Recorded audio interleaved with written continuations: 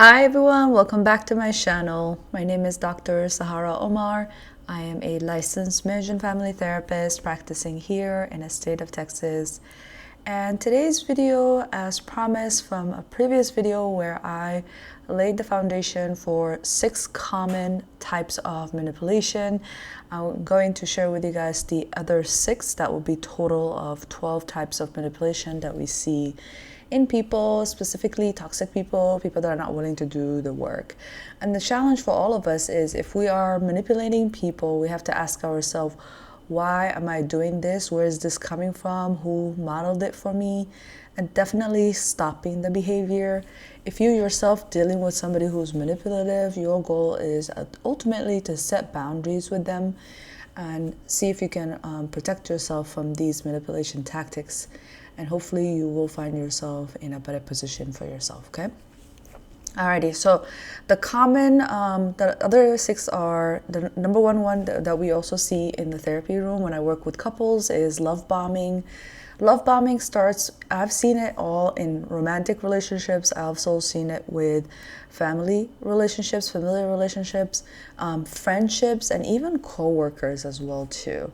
The ultimate definition is just overwhelming someone with affection. If they have money, they'll buy you things like gifts or even attention just to gain your control in general. An example of this is you meet somebody and 2 weeks into interacting with them, right away they'll say, I just miss you so much, or I love you too quickly, or you're my best friend, or you're the best child I've ever had in my life. It's very overwhelming and your brain will trip on it, unfortunately. And you have to recognize when somebody is overly affectionate towards you or love bombing you, so that way you can slow down the whole dynamic. Another one that we see commonly also is called triangulation. Triangulation, I see it a lot in familiar relationships, but I've seen it in all relationships as well too. This is when we are involving a third person to validate our own perspective or create jealousy or conflict in the relationship. We've all seen people like this where they cannot resolve issue with you, so they have to invite a third party into it, intentionally like flirting with somebody, for example, or intentionally calling mom when you're having an issue with one of your siblings. That all creates a triangle. And the goal is to set boundaries again, like I said earlier, so that way you can remove yourself from that dance. An example of this would be when somebody says, even Sarah agrees that you are overreacting. That's a third person that we're speaking of here. Or I need to talk to my mom first, right? That's another triangle right there as well too. And the more you recognize you are in a triangle, the more it's easier to a little bit more pull back as well. All right, another one is deflecting. This one, a common one that we see a lot as well in people. It's literally not taking any responsibility for our own actions and always finding a way to make it other person's fault or other situations' fault.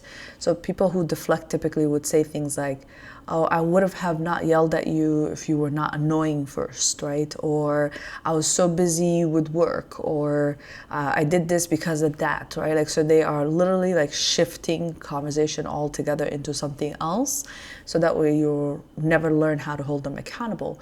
A common example I see when I work with couples is if let's say a partner, I'm just going to use a classic example that I see. Like a female partner says to the male partner, please, could you take the trash out? You don't take the trash out lately.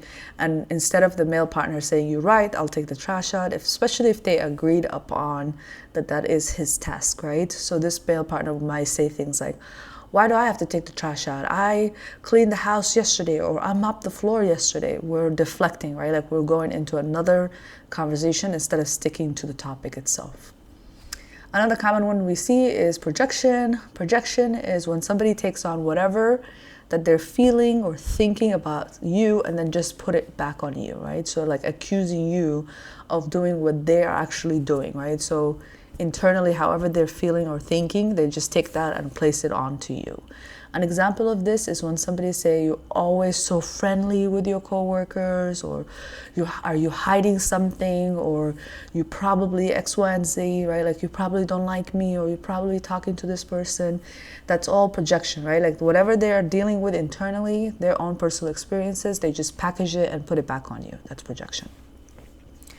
And then this one, a lot of people don't say it this way, but this is the word that we use. It's called feigning ignorance. Feigning ignorance is when somebody pretends that they don't understand or they don't know something. It's almost like literally like weaponized incompetence is another word that people use.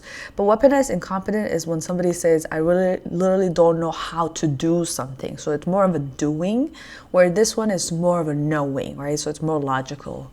So when people say, for example, I don't know, what are you talking about? Or, and I see this a lot when I work with couples and families, a lot of like, I don't know what you're talking about, or I don't know. It's very much so a way to buy time for them to come up with their own story instead of literally apologizing or taking full accountability. So we call that feigning ignorance.